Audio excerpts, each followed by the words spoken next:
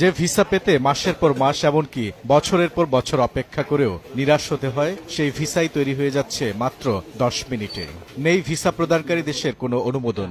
Photoshop আর কিছু সফটওয়্যারের মাধ্যমে অসাধু চক্র ঘরে বসেই তৈরি করছে সেনজেন ভিসা।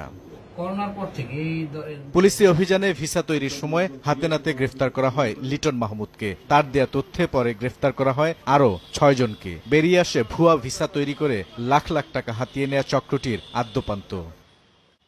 চক্রটির অন্যতম সদস্য জুয়েল প্রধান। সেনজেন ভিসায় বিদেশ যেতে আগ্রহীদের জোগাড় করার দায়িত্ব তার। পাসপোর্টে ভিসার স্টিকার বসানোর কাজ করেন Arif Hossain. Air ticket manage করেন মুকসেদ ওরফে রাজ। আর টার্গেট দেশে যাওয়ার পর সেখানকার ইমিগ্রেশন পার করার দায়িত্ব পালন করে ভারতীয় এক দালাল। বিদেশ যাওয়ার জন্য 15 লাখ টাকা কন্ট্যাক্ট করি, বিদেশ ইটালি যাওয়ার জন্য। আর ভিসা করার জন্য আরিফরে 20,000 টাকা কন্ট্যাক্ট দিই। তারপর টিকিট কাটি 3,04,000 টাকা দাম।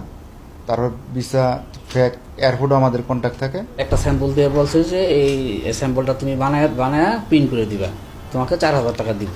তো আমি বলছি আচ্ছা ঠিক আছে।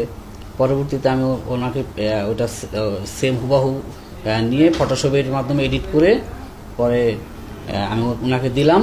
পুলিশ বলছে 15 লাখ টাকার চুক্তিতে ভুয়া ভিসা তৈরি করে দেয় চক্রটি। এই টাকার ভাগ যায় 4 থেকে 5 জায়গায়। এনএসআই এর সহযোগিতায়, বিমানবন্দরের ওনাদের সহযোগিতায় একটা চক্রকে ধরেছি, যেই চক্র বাসাবাড়ির কম্পিউটারে ফটোশপ করে ওখানকার প্রিন্টার দিয়ে সব মিলে 20 টাকা খরচ করে একটা সেনজেন ভিসান বাড়ায় এবং সেটাকে 500 টাকায় বিক্রি করে দেয় 2-4 জন দালালের কাছে।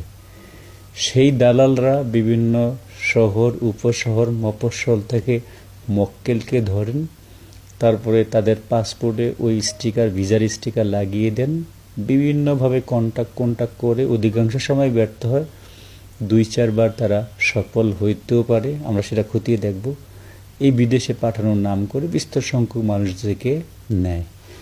এই ভিসাগুলো একেবারেই বাংলাদেশের ঘরোয়া পরিবেশের তৈরি, এর কোনো স্বীকৃতি নাই কোনো দূতাবাস থেকে, কোনো দেশ থেকে। সুতরাং এগুলো একেবারেই সম্পূর্ণ ভুয়া। চক্রটির সঙ্গে সিভিল এভিয়েশনের কেউ জড়িত আছে কিনা তা খতিয়ে দেখছেন গোয়েন্দারা। এর সাথে বিমানবন্দরের কারা কারা জড়িত আছে তাদের ব্যাপারেও আমরা অভিযান চালাবো, রিপোর্ট করতে যাব। প্রশাসনিক অথবা আইনগত ব্যবস্থা তাদের বিরুদ্ধে হবে। বুলবুল রেজা, সময় সংবাদ, ঢাকা। এরকম সফিস্টিকেটেড একটা ভিসা